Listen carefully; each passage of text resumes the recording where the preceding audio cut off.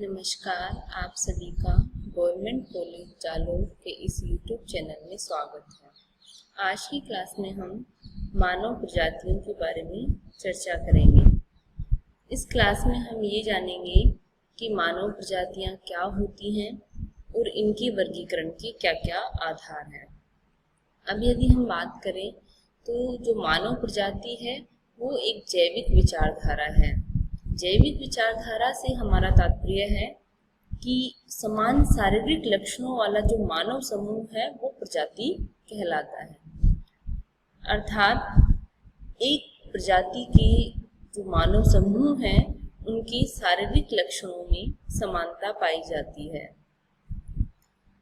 और ये जो शारीरिक लक्षण है वो एक पीढ़ी से दूसरी पीढ़ी में हस्तांतरित होते हैं।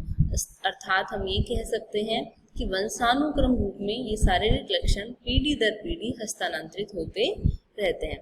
इस तरीके से समान शारीरिक लक्षणों वाला जो मानव समूह है वो प्रजाति कहलाता है या प्रजाति को इंडिकेट करता है। यदि हम प्रजाति या रेस शब्द की बात करें तो रेस शब्द सबसे पहले 1570 में फोक्स नाम के जो विद्वान हैं इन्होंने अपनी पुस्तक बुक ऑफ मार्टायर्स में दिया था। इस शब्द का जो प्रयोग है बुक ऑफ मार्टायर्स में सबसे पहले फोक्स ने किया था। अब हम प्रजाति के शाब्दिक अर्थ या इसके मीनिंग की बात करें तो ये होता है परिवार या वंश या नस्ल। इस तरीके से हम ये कह सकते हैं कि जो प्रजाति है वो मानव की नस्ल को प्रकट करती है। अर्थात मानव की जो नस्ल है उसको प्रकट करने वाला जो मानव समूह है वो प्रजाति कहलाता है।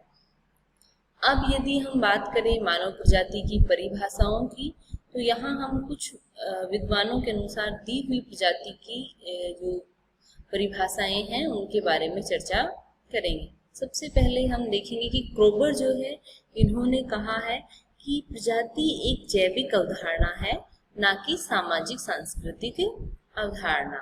यहाँ ये बताते हैं कि जो प्रजाति है ये मानव के शारीरिक लक्षणों को दिखाती है ना कि उनकी जो सामाजिक सांस्कृतिक विशेषताएं हैं उनको। जो सामाजिक सांस्कृतिक विशेषताएं हैं ये इनका अध्ययन हम जनजाति अर्थात ट्राइब्स के अंतर्गत करते हैं। जब हम किसी भी मानव समूह की जो सामाजिक सांस्कृतिक विशेषताएं होती हैं उनका जो अध्ययन है वो जनजाति के अंतर्गत या जनजातियों के अंतर्गत या ट्राइब्स के अंतर्गत करते हैं। वहीं जो मानव के शारीरिक लक्षण है उसका रंग, रूप, आकार, बालों की बनावट, नाक की बनावट, इन सब का जो अध्ययन है हम जैविक अवधारणा या प्रजाति के अंतर्गत करते हैं।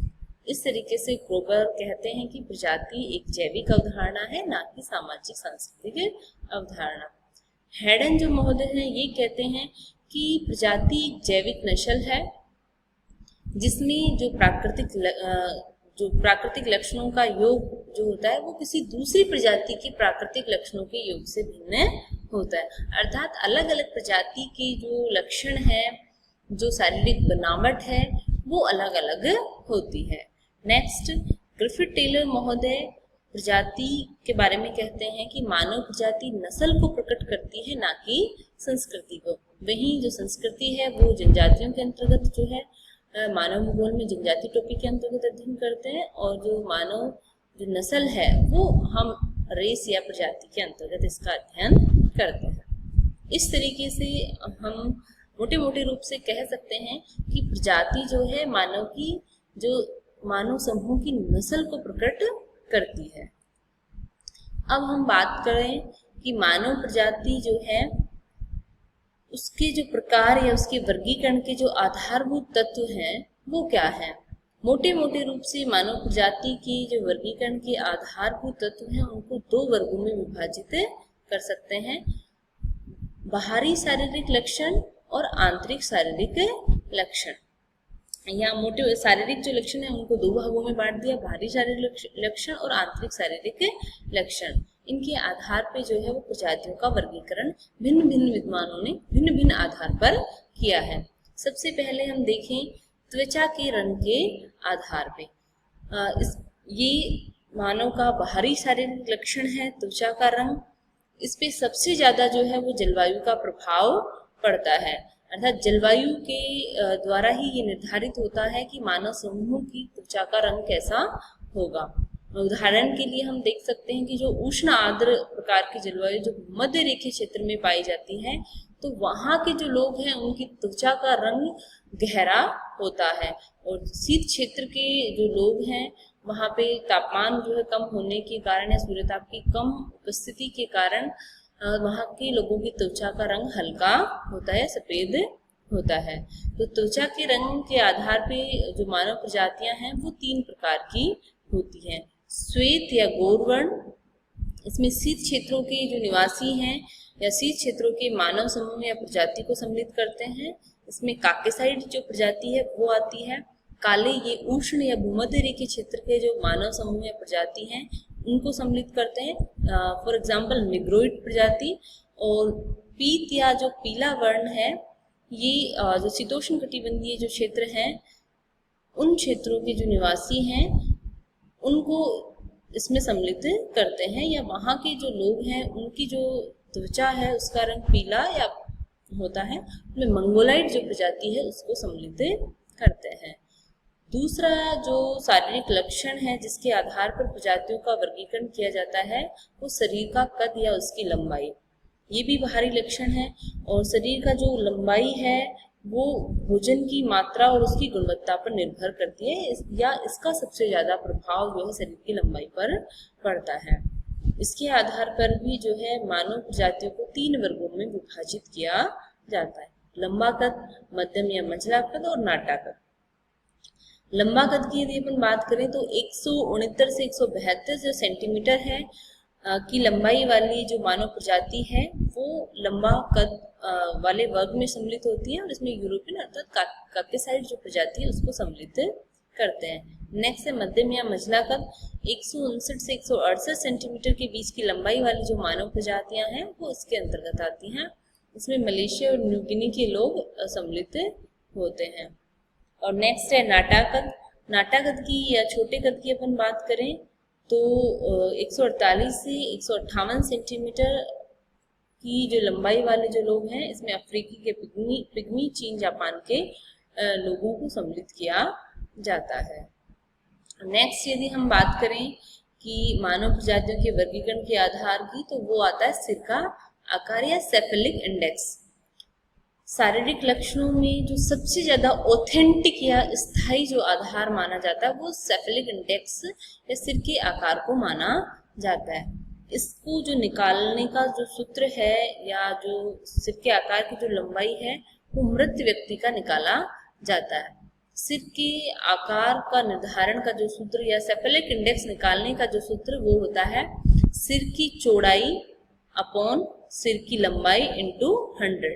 सिर की चौड़ाई बटे सिर की लंबाई इंटू 100। तो जो मानव समूह है उसकी औसत सिर की चौड़ाई को उसकी सिर की लंबाई से विभाजित करके और 100 से जो है वो मल्टीप्लाई कर दिया जाता है, उसे गुणा कर दिया जाता है।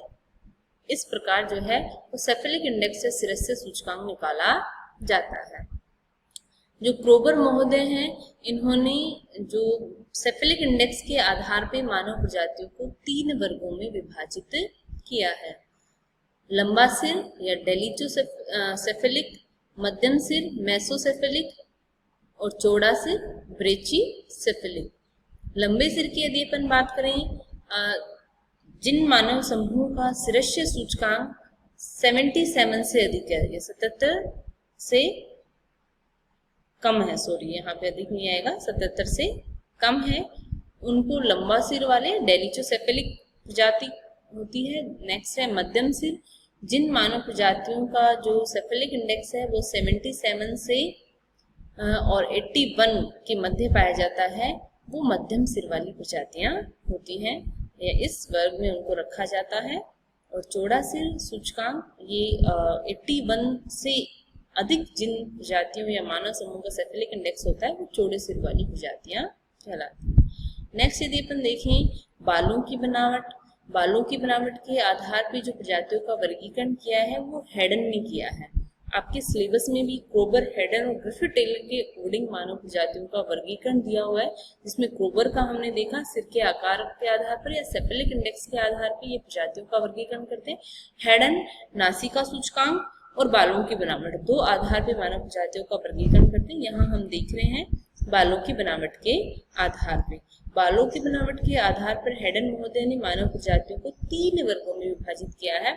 सीधे व लंबे बालों वाली प्रजाति, इसमें जो है मंगोलाइड प्रजाति, इनके बाल सीधे होते हैं। और नेक्स्ट है लहरदार केस, इसे लिसोट्रिची भी कहते हैं, और लहरदार केस सिमोट्रिची भी कहलाती है। इसमें यूरोपियन या काकेसाइड जो प्रजाति है उसको सम्मिलित किया जाता है। छल्लेदार या घुंघराले जो बालों वाली प्रजाति यूलोट्रिची जो प्रजाति है, इनके बाल जो घुंघराले होते हैं, छल्लेदार होते हैं। अगर आपने पिक्चर में देखा होगा बुशमैन प्रजाति के जो लोग आपने देखे, जनजाति के जो लोग देखे होंगे, उनके जो बाल हैं वो घुंघराले या ऊन जैसे होते हैं। वो निग्रोइड प्रजाति के लोग जो है इस वर्ग में सम्मिलित किए जाते हैं। नेक्स्ट यदि हम देखें तो नासिका सूचकांक या नाक के आधार पर प्रजातियों का वर्गीकरण। नाक के आधार पर जो है मानव प्रजातियों का जो निर्धारण है वो नासिका सूचकांक के आधार पर किया जाता है। इसका जो नासिका सूचकांक निकालने का जो सूत्र है वो है नाक की चौड़ाई बटे नाक की लंबाई इंटू 100, अर्थात मानव प्रजाति जो मानव समूह है उसकी औसत नाक की चौड़ाई को औसत नाक की जो लंबाई है उससे विभाजित करके जब हम 100 से गुणा कर देते हैं, 100 से मल्टीप्लाई कर देते हैं, तो नासिका सूचकांक निकल के आता है। और इस नासिका सूचकांक के आधार पे जो हेडन महोदय हैं, जिन्होंने बालों की बनावट के आधार पर भी प्रजातियों का वर्गीकरण किया था और नाक के जो है नासिका सूचकांक के आधार पर भी प्रजातियों का वर्गीकरण किया है। उन्होंने 5 वर्गों में विभक्त किया है। मुख्य रूप से 3 माने जाते हैं और जो है अगर हम इसको निश्चित रूप से देखें तो 5 वर्गों में इन्हें इसको विभाजित किया। बहुत पतली नाक, जिनका नासिका सूचकांक 55 से कम होता है, वो बहुत पतली नाक वाली जो मानव प्रजातियां होती हैं। पतली नाक जिसे लेप्टोरोजाइन कहते हैं, ये 55 से 70 के मध्य जिन प्रजातियों का नासिका सूचकांक होता है उनको सम्मिलित करते हैं। इसमें नॉर्डिक या यूरोपियन प्रजाति या काकेसाइड प्रजाति के लोग सम्मिलित किए जाते हैं। नेक्स्ट है मध्यम नाक, ये 75 से 85 के मध्य जिन प्रजातियों का नासिका सूचकांक होता है उनको इसमें सम्मिलित करते हैं, वो है मंगोलाइड प्रजाति। चौड़ी नाक 85 से 100 के मध्य जिन प्रजातियों का नासिका सूचकांक होता है वो निग्रोइड जो है प्रजाति या चौड़ी नाक वाली प्रजाति होती है। इसमें निग्रोइड प्रजाति को सम्मिलित करते हैं। बहुत चौड़ी नाक, इसमें जिन प्रजातियों का जो नासिका सूचकांक है वो 100 से अधिक है, उनको जो है बहुत चौड़ी नाक वाली प्रजातियां वर्ग में सम्मिलित करते हैं। अर्थात हम ये देख सकते हैं कि जैसे जैसे नाक की जो चौड़ाई बढ़ती जा रही है या फिर नासिका सूचकांक की वैल्यू यदि बढ़ती जा रही है, इट मीन्स जो है उस प्रजाति की नाक की चौड़ाई ज्यादा है। तो नाक की चौड़ाई बढ़ने के साथ साथ जो है नासिका सूचकांक भी बढ़ता जाता है। इस तरीके से जो पतली या लंबी नाक वाली जो प्रजाति है, यूरोपियन प्रजाति पतली व लंबी नाक वाली है, और जो मंगोलाइड प्रजाति है वो मध्यम है, ना ज़्यादा चौड़ी है और ना ज़्यादा लंबी है।